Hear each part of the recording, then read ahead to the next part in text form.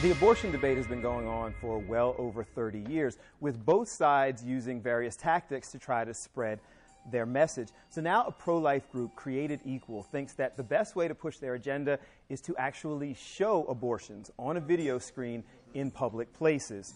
I warn you, it's really graphic, showing various stages of abortion, results of abortion, including aborted fetuses. I have a dream that all men are created equal.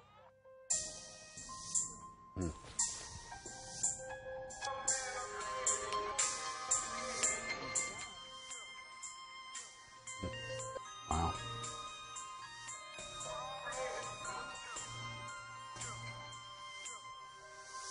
Wow. Graphic. You can stop it. Disturbing. Difficult. That was as quiet as this room has ever been. It's just, there's nothing to say. It's absolutely heartbreaking. They've done this before. They take over the green with huge billboards with these type of images. And I'm not going to lie, I've seen those multiple times before. It makes you very uncomfortable. This video takes it to a whole new level with videos that you see. And, you know, this is just wrong. So I was there at Independence Mall in Philadelphia. This video was on a loop, on a big screen in the middle of a tourist area. So I actually asked their national director, why was it necessary to show such a graphic video in public with children around?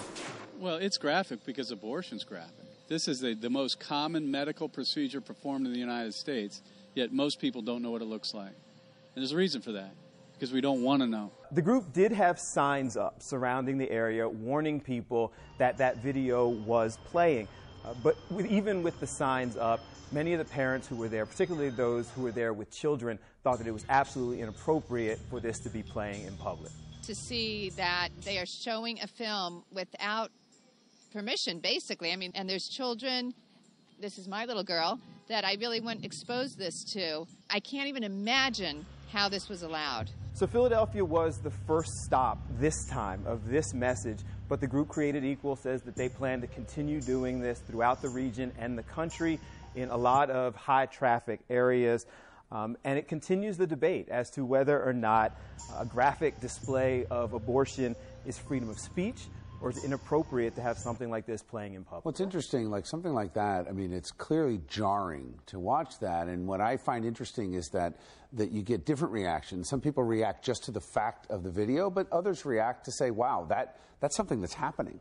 It's a very powerful message, but sometimes free speech has an ugly side, and reality has an ugly side that some people find jarring, but look, that's why we have a First Amendment. I agree with you about the cost of free speech, and sometimes we need to step over a line in order to find out where the line is. I think we just found out with that video. I think it's entirely inappropriate to be showing on a big screen. I've forbidden my 9-year-old from seeing horror movies that were a quarter as bad as that. It's inappropriate. It's shocking, and I think it's going to backfire on Let me ask you, Hank, I mean, the difference between horror movies and that is one is reality and the other is fantasy. Well, I have friends who have had abortions, and do they I. wish they knew exactly what the abortion process was going to be before doing it. So some women would benefit from having seen that video. And I think the bigger question, at least to me, the bigger question there is why didn't they?